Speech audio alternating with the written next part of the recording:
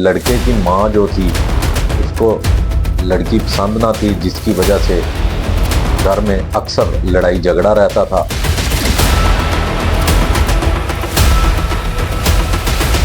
मेरी बहन को फंदा देकर मौत के घाट उतारा गया है, ना कि मेरी बहन ने खुदकुशी की है। ये मामला तो अक्सर देखने में आते हैं कि अक्सर जो बेटियां हैं वो ससुरालियों के तशद्दुद का निशाना बनती रहती हैं।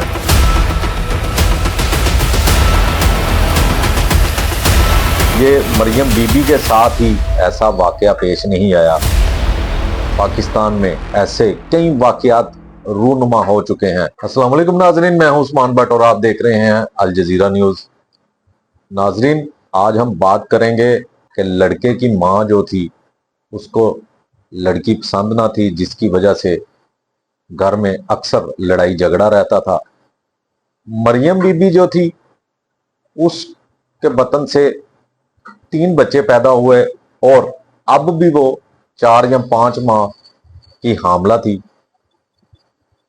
थाना फैक्ट्री एरिया में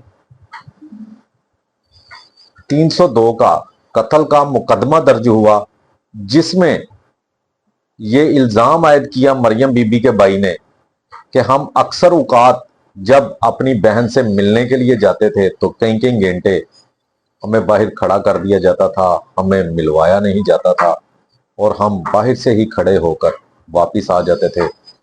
और उसने एफआईआर में यह भी इल्जाम आयद किया कि मेरी बहन को फंदा देकर मौत के घाट उतारा गया है, ना कि मेरी बहन ने खुदकुशी की है। नाज़रीन, ये तो अब एफआईआर दर्ज हो चुकी है।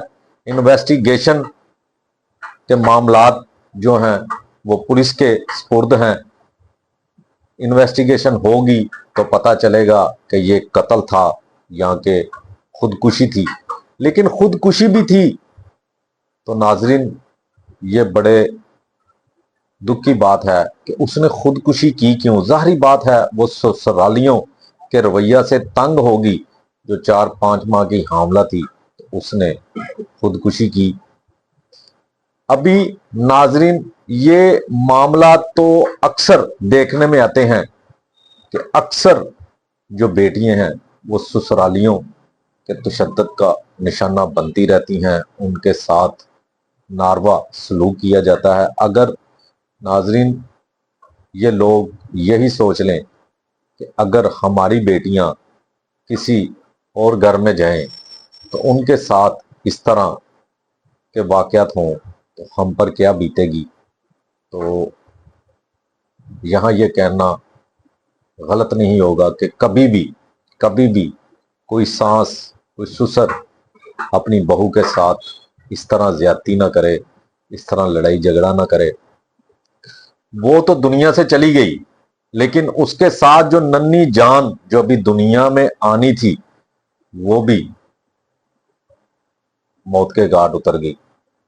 ये हमारे माशरे का अलमिया है कि हम अपनी बेटियों को जब ब्याहते हैं तो हमारी कोशिश होती है कि हमारी बेटियों के साथ ससुरालिए जो हैं उसके वो प्यार, मोहब्बत और शफकत के साथ पेश आए। लेकिन जब हम किसी दूसरे की बेटी को अपने घर में लेकर आते हैं तो न जाने हम क्यों उसे पराया समझते हैं और उसके साथ नारवा सलूक करते हैं और उसे तशद्दुद का निशाना बनाते हैं।